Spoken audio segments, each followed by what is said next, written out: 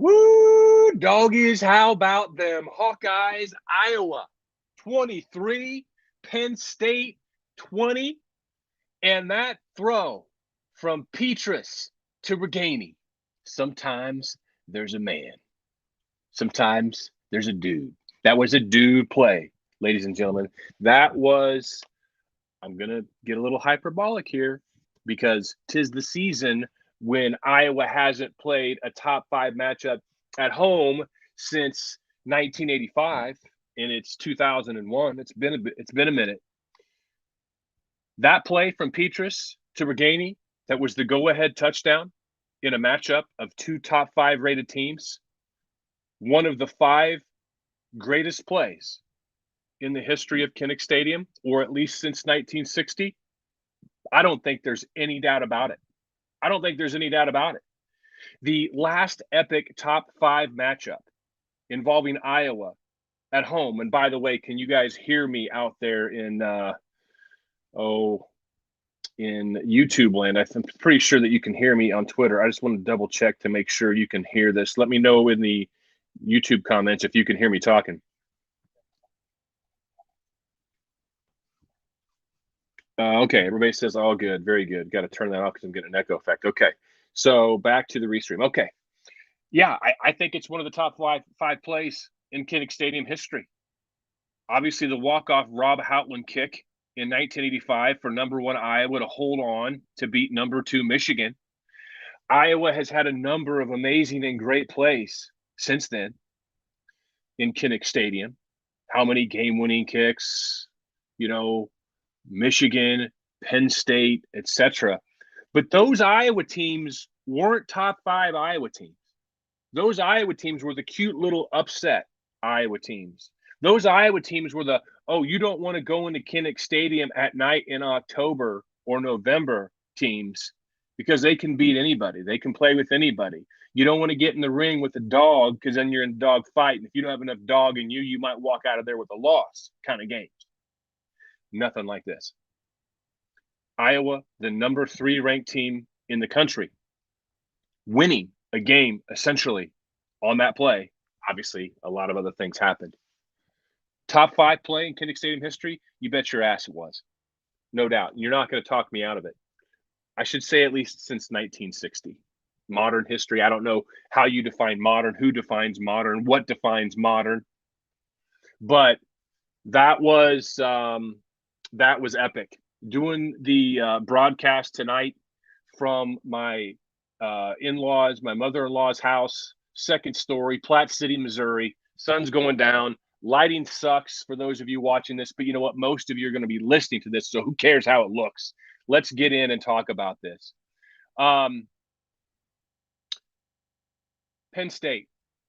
Obviously, this game changed a great deal when Sean Clifford was injured, likely by a Jack Campbell hit in the second quarter. At that point in time, Penn State was up 17-3. Was it 17-3? I think it might have been. Iowa would score on its next drive after Clifford left the drive that put Penn State up 17-3. Iowa would score to make it 17-10. 17-10 Iowa, and Clifford did not return. And also at that time, Clifford had two interceptions, right? So this week, when you're in your office or you're hearing some people around the country or whatever saying that Iowa got lucky again, hey, was there some luck to that? Sure. When the other team's starting quarterback gets knocked out, it doesn't happen all the time. Although this is the fifth opposing quarterback that Iowa's defense has ended the day early for this season. So 5 of 6, is that luck? I don't know. But is Penn State a better football team with Clifford at quarterback? Absolutely. Roberson may one day develop into a good quarterback. Today was not that day. That was one of the most difficult assignments you could ever call on a fresh-faced quarterback to ever face. How many false start penalties did Penn State have? They had 3 consecutive false start penalties, we know. I don't know that I've ever seen that. So is Penn State a better football team than Iowa? They may be. Maybe these two teams meet again in Indianapolis because I think the Hawks are going to Indianapolis. If they don't go to Indianapolis now, we will probably all feel disappointed with whatever the result would be to keep Iowa from Indianapolis, unless the team that Iowa loses to down the stretch is the only game they lose to, and even then we'll still, and that has to be a team other than Wisconsin. For Iowa to not go to Indianapolis as a one-loss team, Wisconsin's already got 2 losses in the Big Ten. So for this not to be a disappointment, for Iowa to only lose 1 game and then not make it into the Big Ten championship game in Indianapolis, I'm going to pull up the standings here real quick. I think there's only a couple teams that could possibly do that. So that means that Minnesota and Purdue are the only 2 teams that could win out, including a win over Iowa, and they would have the inside track over Iowa due to the head-to-head. So, yeah, it'd be disappointing at this juncture if Iowa didn't make it to Indianapolis. So is Penn State the better team? They may be. And anybody that wants to say, well, Penn State's better, Iowa was fortunate that Clifford got knocked out of the game, they're right. Or at least their opinion isn't wrong, okay? It's not a stupid opinion like we were seeing a couple of weeks ago from certain fan bases saying Iowa just like last week, Iowa just gets lucky for all those interceptions against Maryland, et cetera, et cetera. That was, that's jealousy. That take after this game, considering the success that Penn State's offense was having at the time that Clifford went out, it's a fair take. Some of you may not want to hear that. But you know what? Was Iowa better than Northwestern in 2009 when Ricky Stanzi's ankle got hurt and then he had to miss the rest of that game?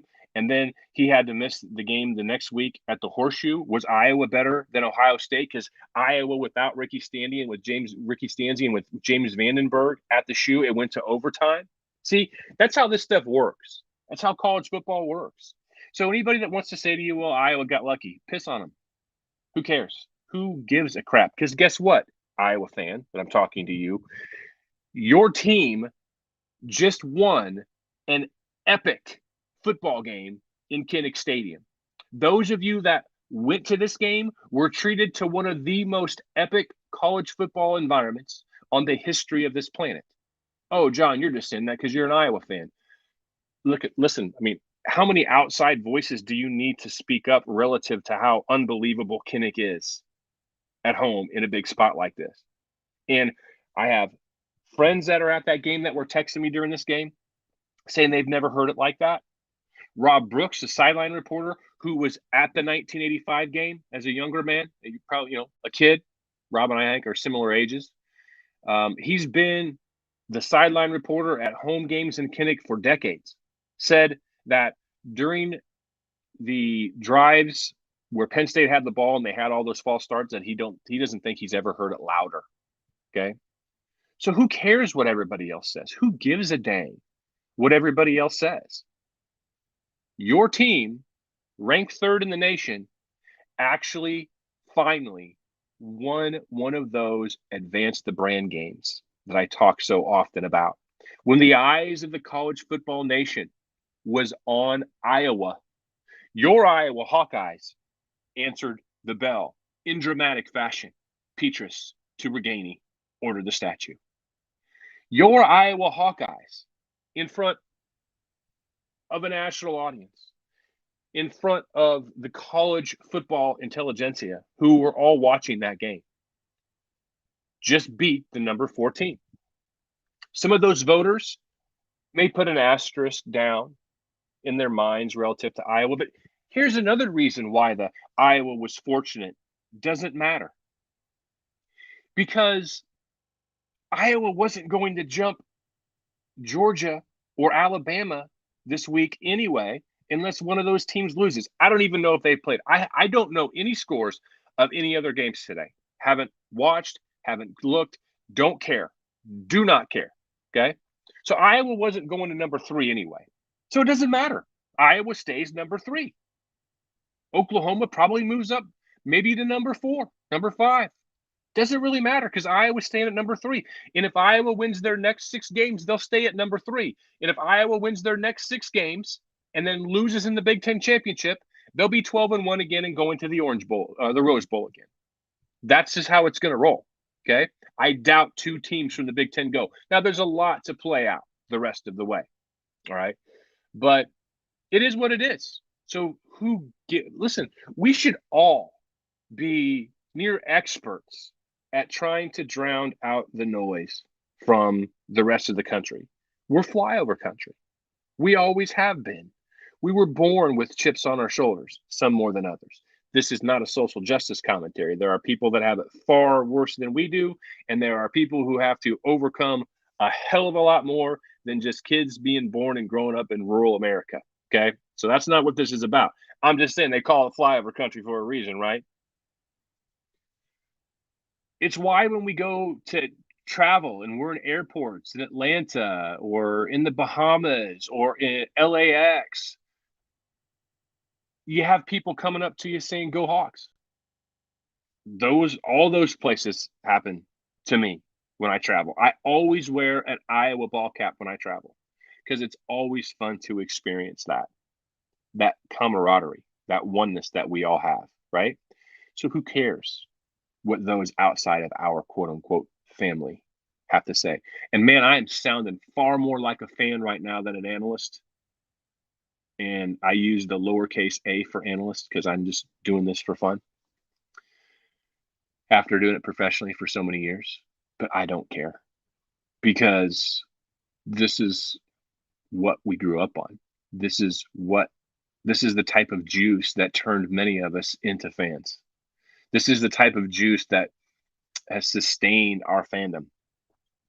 Iowa fans, we have been spoiled in many ways because we get these types of mountaintop euphoric feelings regularly. But today was different.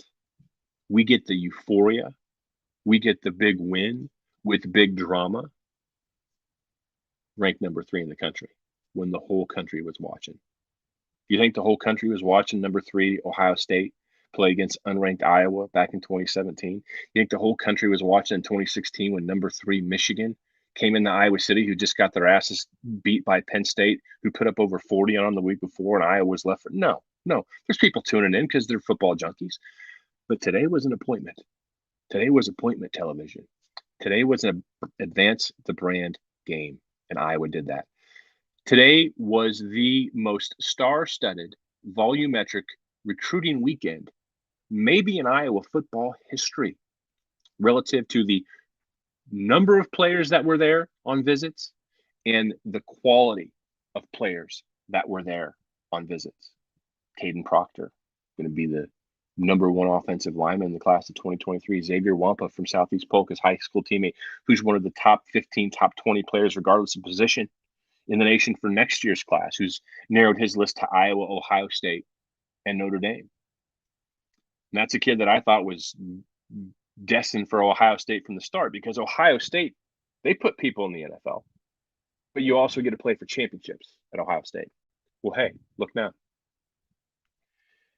You may also get to do all those things and staying in your home state too, and being only 2 hours away from home.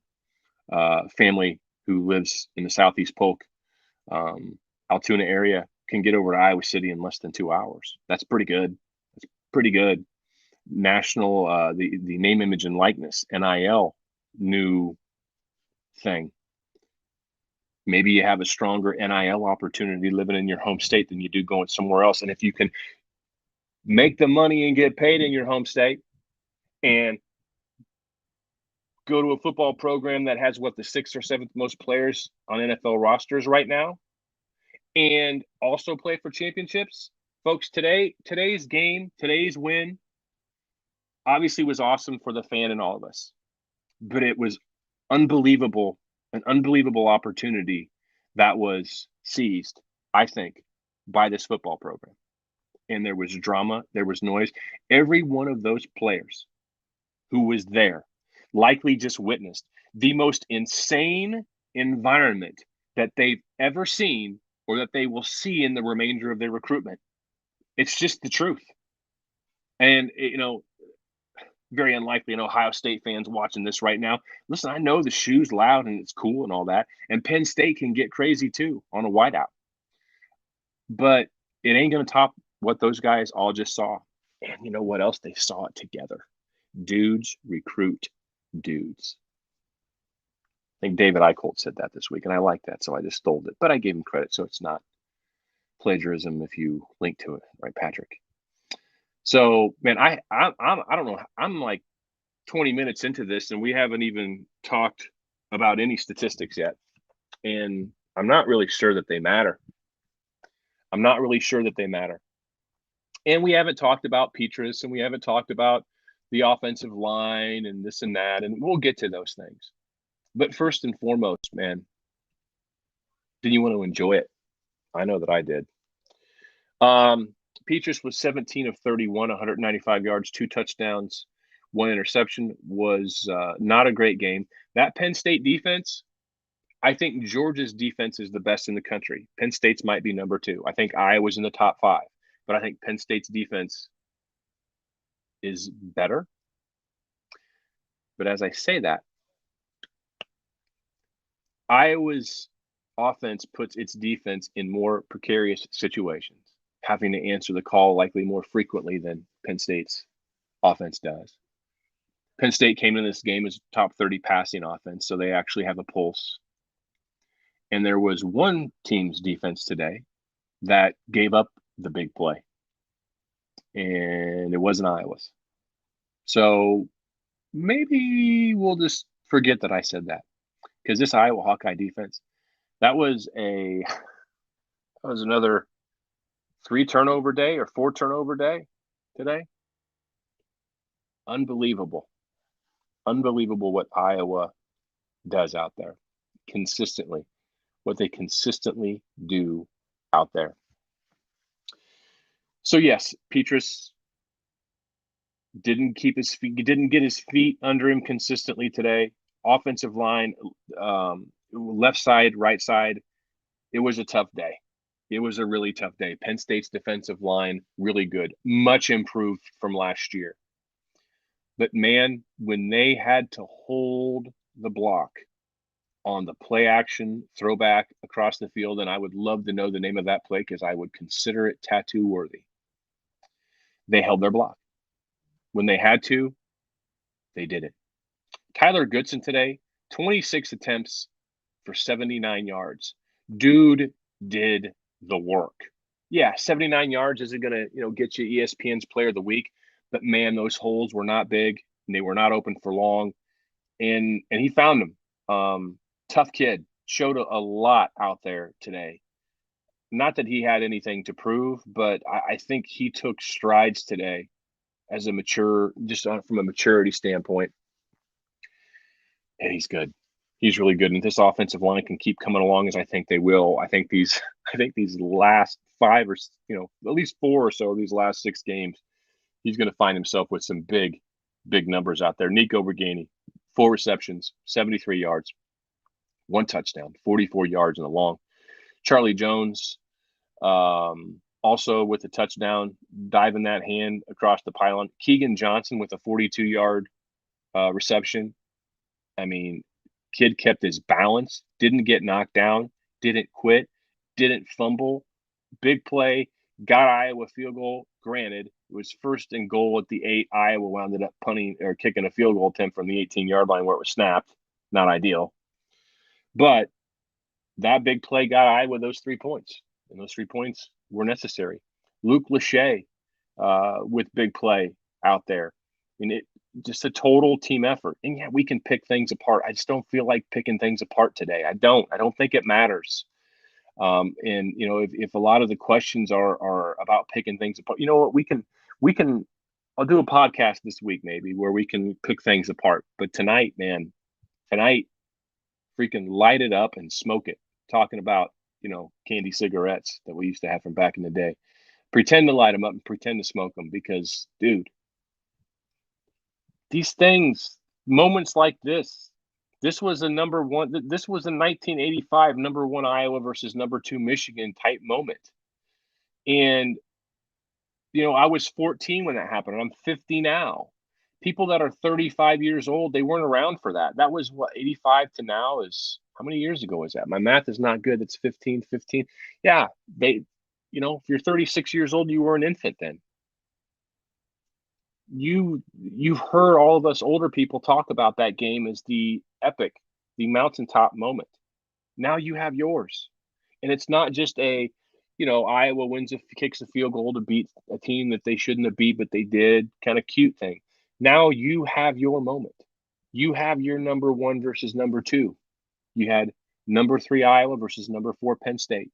And the college football world was zeroed in on Iowa City the way that it was back then in 1985. It was the first number 1 versus number 2, I think, maybe in Big Ten history. There maybe only been 16 or 17 such meetings ever prior to that. So we had ours. Now you have yours. Enjoy the hell out of that. And you didn't have a walk-off field goal, but I'm telling you that near walk-off touchdown that we saw tonight was every bit as goosebump inducing, was it not? Had to be, because it was for me. It was, yeah, didn't see that one coming. I don't want to cut these stats up. I want to go, and if those of you that want to participate with comments or questions, you can sign up for the free text line. Just send a text for whatever comment or question you have to 515-474-7216, and we'll talk about it then. Did I even say that this is John Miller for those of you that are new listening to the podcast? I appreciate those of you last week who said, hey, I'd never listened to your podcast before. One of them was Felicia Goodson, so shout out to Felicia. And no, that's not why I talked and spoke well of Tyler. There's people new all the time. So tell your friends about it. Say, hey, John's doing podcasts again, or if you ever heard podcasts. If you like it, if you don't like it, that's okay. You don't have to share it. And also, if you like it, if you don't mind going to the podcast platform that you consume podcasts on and leave a review, it would be greatly appreciated. All right, let's go to messages. And yeah, as one might expect, there's a gazillion of them. Holy smokes. Thank you so much. Appreciate that. All of them. Nope. Derek Hutton says, did Iowa win some recruits today? I think so. How could you, if you're even remotely on the fence, if Iowa's right there neck and neck with somebody else, the bar was just set today. The bar was set today. Yeah, you can go to Ohio State next week. You can go watch Ohio State, Michigan. The juice that was in Kinnick Stadium today is difficult to replace anywhere. And again, they all experienced that together. These guys, they get each other's cell phone numbers. They text or they WhatsApp or they Snap or whatever they do. They DM. They slide right in. And they communicate. Hey, how was your visit? It was good. Hey, was it as good as Iowa? No, it wasn't as good as Iowa. They talk. They begin to formulate that camaraderie before they even become teammates. So yeah, it was big. John Van Hulven says, in continuing with his theme, do we want Bama? Hell yeah, we do. I don't yet. I need Iowa's offense to look a little better. Hey, man, I see DJ Earl E listening in on the Twitter Spaces. My boy Nate Gibson from way back in the day, West Branch Elementary. What's up, Nate? Let's see. Rolling through. Joe Pick says the physicality wore them down, period. Iowa in this game possessed the ball for 34 minutes and 19 seconds to 20-42. By the way, Penn State.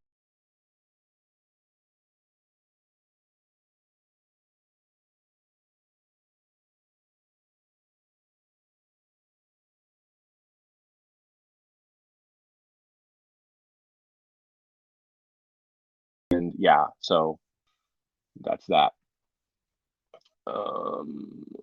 John Singer, on a scale of 1 to 7, how serviceable is the offensive line? Or 1 to 10, scale of 1 to 10. If 10 is the 2002 offensive line and 0 is the 1999 offensive line, this is somewhere in the neighborhood of maybe being able to peak below the 08 offensive line, better than the 06 the 07 that about got Jake Christensen killed. I'd put him right now at a 6.8, getting closer to 7. Don't expect them to stay there. Think they'll continue to trend up. Daniel Nielsen, play calling up until the fourth quarter, bad, bad, bad. I said this last night on the impromptu Twitter spaces that I threw up, not that I threw up, that I threw out as I was driving back from my in-laws, because I just wanted to talk about the game. That it's the older I get, the more of a fool's errand I believe it is to criticize offensive coordinators on play calling. It should have seemed more obvious to me when I was younger, but we don't know what the plays are called. We don't know what the receivers are supposed to be doing. We don't know what the offensive line's assignments are. Now, there are plays, though, that are not good. Like when Iowa kicked its last field goal of the game before they had the Petrus to Reganey, they had their pass route, their route runners going out, and there was nobody attacking the middle. And before the ball was snapped, I'm like, oh man, Penn State doesn't have anybody in the middle. Nobody was in the middle. I'm like, oh shoot, how about we get like the Charlie Jones play that they had against Iowa State? Every one of Iowa's route guys, okay, except for the far right receiver, he did a deep back of the end zone and then square in, but you don't have that much time. There was nobody running a post. That's a bad play right there. I would never call that play down in the end zone, down in the red zone, if I don't have somebody at least getting to the paint. But it wasn't a great day, but Penn State's got a really dang good defense. Really good defense. Christopher Ferris said, this game reminded me a ton of Michigan in 03. Iowa got down 17-7 early, roared back to take the lead late with the touchdown pass to Ochoa, and then held on with the defense. Same script, amazing games. Christopher, thank you so much for bringing that up. I was at that game, and it was at 30-28. Razor Ramon in the it would have been the north end zone, far side from the press box in that corner. Yeah, that was a great game, and you're right, a similar script. Fantastic. Brent Ross brings up a great thing.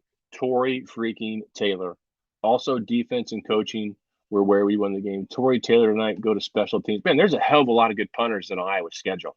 Are there not? That Stout kid, Jiminy Christmas.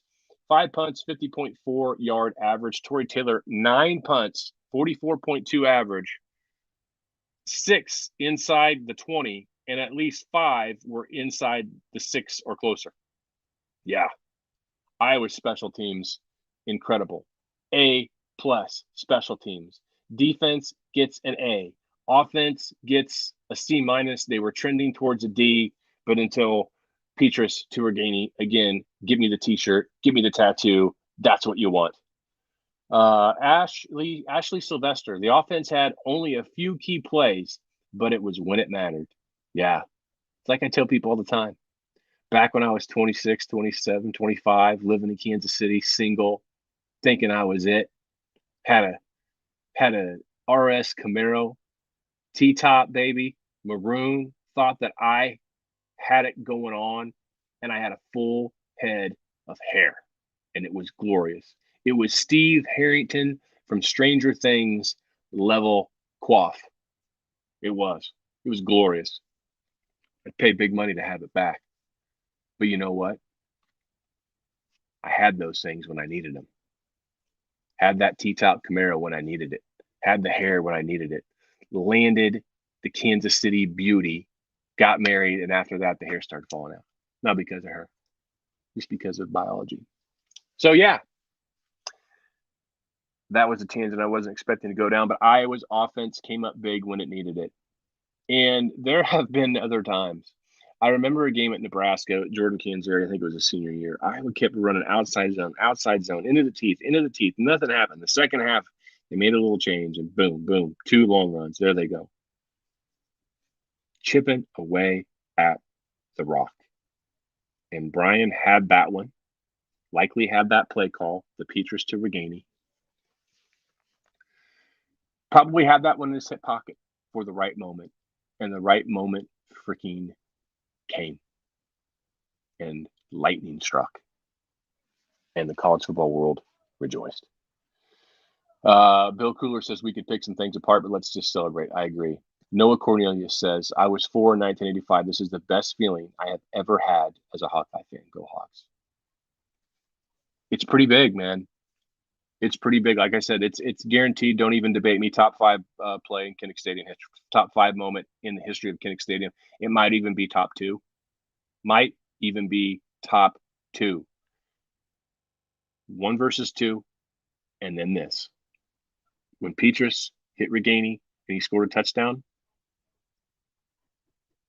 I don't even want to tell you the amount of money that I would pay to be able just to be there to experience that today. I screwed up. I should have came up to the game, but I didn't. Had a family day this morning, and that's great. I don't have many regrets, and I don't know that this will be a huge regret, but it's a regret right now. I would probably pay 5 figures if I could go up there knowing that would happen and live that juice that you all just lived today that were there. But you know what? We all saw it on our TVs. I would love to have a collection of videos. I don't know if anybody was probably videoing themselves when that play happened, because why would you? You were probably hiding beneath your pillows, and 2 of them covering up your face where you could only just barely look out because you've been huddled up in the corner on the couch all day because make the big man stop hitting me again when Iowa was on offense. Those of you watching this, I'm not looking at it. I'm kind of looking out into the blackness and the stars. It seems fitting talking about the Iowa's offense, but we're not going to do that today. Yeah, I mean, Tate Holloway was pretty good, wasn't in Kinnick, but this is big.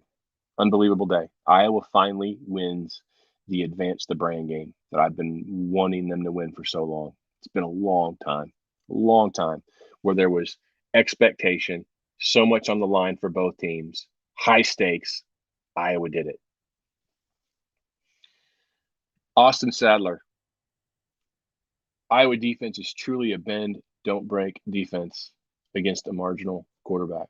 Well, Roberson is worse than marginal, and he really only mounted one thing. I tweeted at halftime that I would expect that he's going to do a lot of running, that they're going to call draws, and they did. And they did those short out passing plays. They should have done more of that. I would have told that kid, you are not attacking deep middle. You're not doing it. So, Terry Esser says, John, best defense ever. Petrus just has to be solid. That's why 2-3 weeks ago I said Petrus just needs to be Nate Chandler. This team has a 2003 Iowa vibe to me. It has since like the second game. And I said he needs to just be Nate Chandler, or he just needs to be Craig Krenzel from Ohio State in 2002. And as I was going back and looking at some of the Iowa's NCAA statistical ranking history on spreadsheets that I keep, the 2003 things came up even more clearly for me. So yeah, I mean, just go out there and be solid. And yeah, today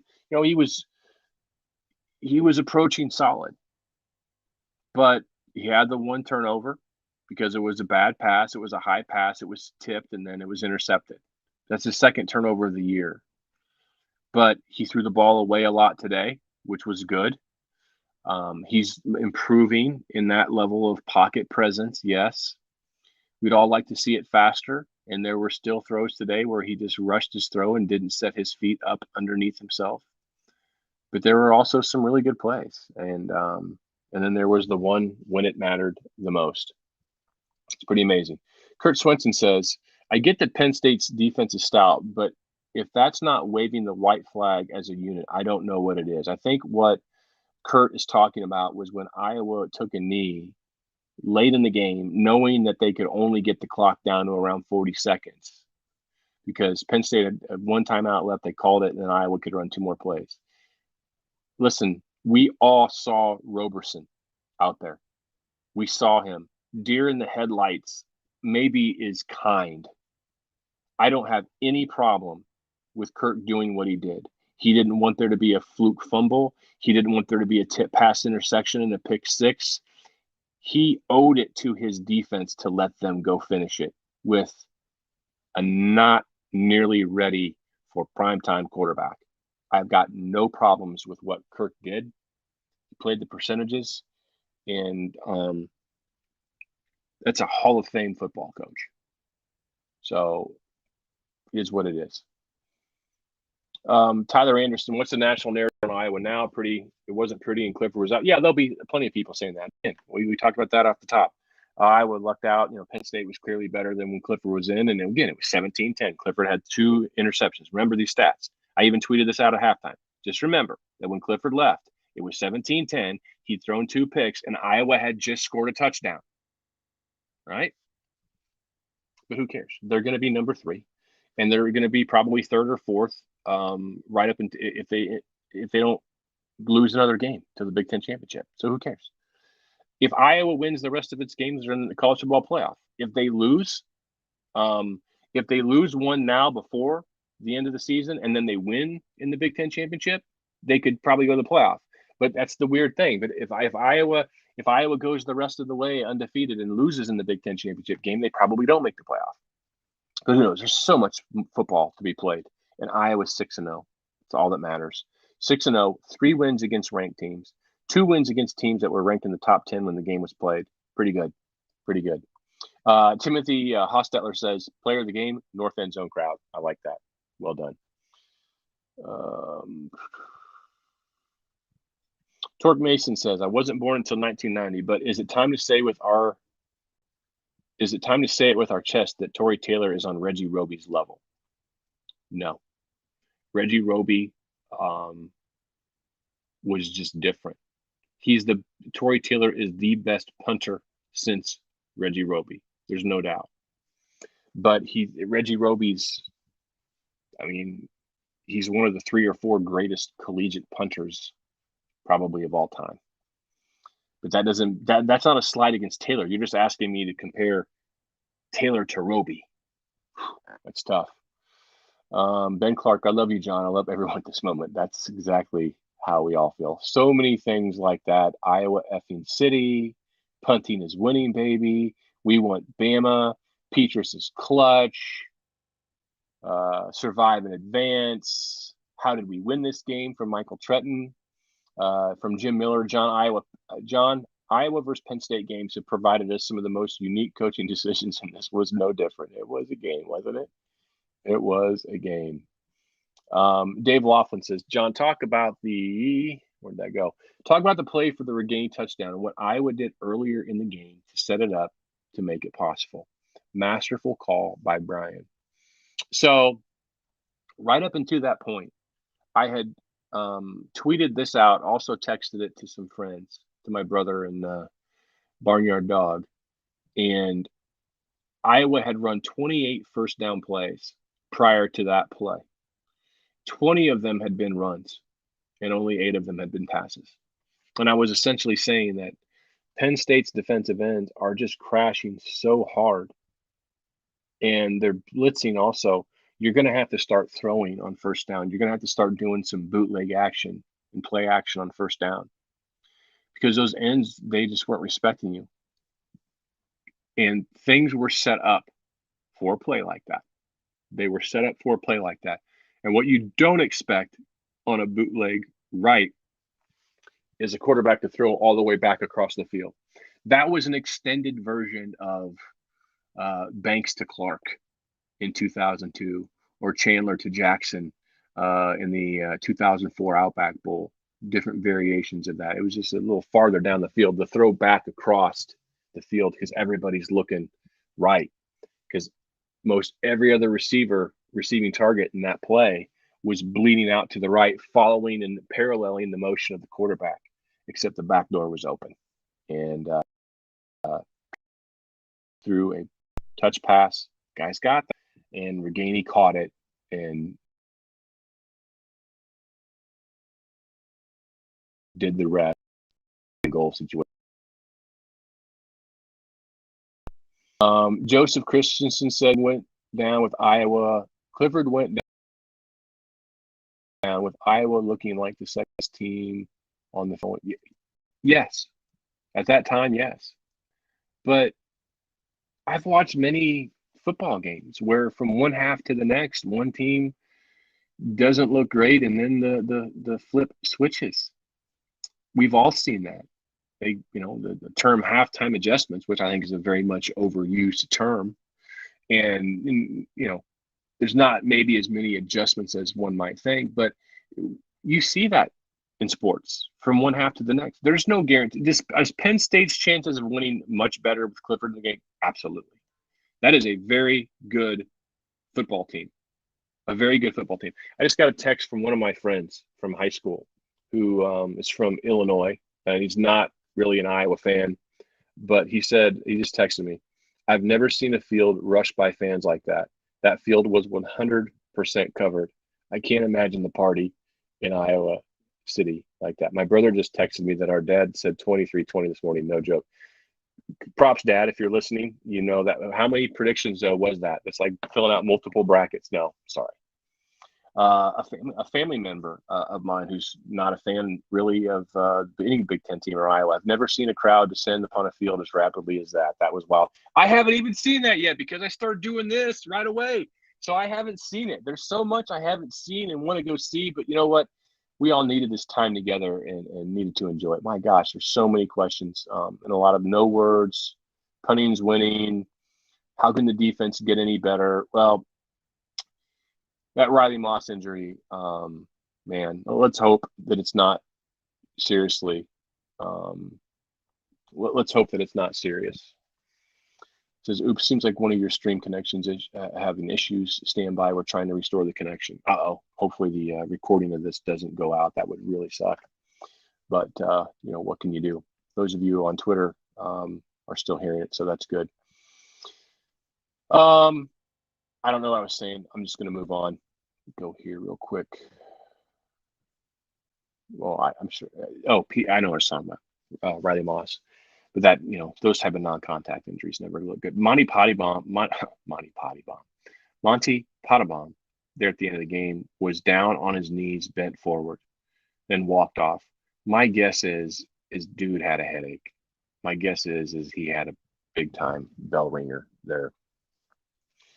And Cody Ince went to the locker room a couple times during the game, 2 times. Wonder if that could have been the intestinal thing because he came back out both times. You know what I'm talking about? Yeah, I think you do. Bobby Hurley, for those of you that are older. I don't know that. That's just my guess. But I don't know. Where are we at on time? Yeah, I folks, it's just the older I get, the more I realize that we've only got so many laps around the sun in us, and you just can't take things for granted. You can't take for granted that you're going to get to experience something else like you just did relative to your fandom. Soak up every last minute. Nights like this, I don't go to bed till 1 or 2 because I'm on Twitter the whole night.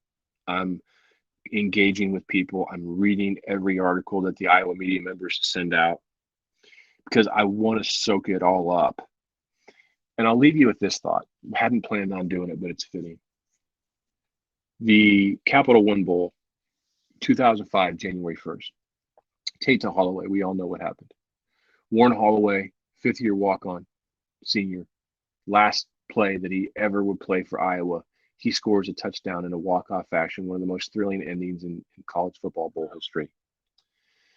And the Iowa players were celebrating. Everybody was on the field. I was on the field. Bob Bowlesby puts me in a bear hug. Nobody can believe what they saw. It was pandemonium. It was unbelievable. And the Iowa players were out celebrating for 10, 15 minutes. But then they all started to walk off the field. And I saw Holloway walking off as well. So many people were chanting his name. Warren, come over here. They wanted to high five him. They wanted to celebrate with him. And a lot of the team were kind of hanging out in the tunnel. And I said to Warren, like, and I don't think I'd ever talked to him before. And I stopped him and I said, gosh, that was 2005. I was, 34 years old. I said, Warren, don't go in that tunnel until you've gotten every last bit out of this experience that you want, until you feel satisfied. Only then go in the tunnel, because you're never going to experience anything like this again in your life. Bruce Springsteen's song, Glory Days, always impacted me. And he looked at me, and then he ran back out for another 2 or 3, 4 minutes, slapped fives, soaked it all up. I bet he remembers that experience with the fans, those extra minutes. We'd never know when we're going to experience. I'm 50. I was 14 when Rob Houtland kicked that field goal against Michigan in the mist in October of 1985. And it was the most amazing thing in sports I'd ever seen. I'm 50 now, 36 years later. And that game today lived up to all the waiting, all the hype, all the expectation and anticipation that we've had all week. Now, it played out maybe a little differently than many of us had imagined and dreamed up, but it lived up to the hype. And we all know that so few things in life do that, but this did. And it's been 36 years since something like that, in my opinion, has happened inside that stadium. How long will it take for the next one? Who knows? Iowa plays at home against Michigan next year. Iowa's likely going to be a top 10 team preseason next year, maybe higher than that. But who knows? What we know right now is what we just saw, what we just felt, more importantly, and how we feel right now. Don't go to bed tonight until you soak it all up, those of you watching or listening live. And those of you that are listening to this podcast at some point in time this week, I really hope that you soaked it all up. And don't just move on, since we're fans. Don't just move on 24 hours to the next game. No. Soak this one up. Enjoy it. Because you really never know when you're going to walk this way again. Always great to spend this time with each and every one of you. I really appreciate it. Thank you for listening to the podcast. Those of you listening in on the Twitter stream, really appreciate that. Those of you all coming out, this makes this a lot of fun. And we'll be talking at you later this week.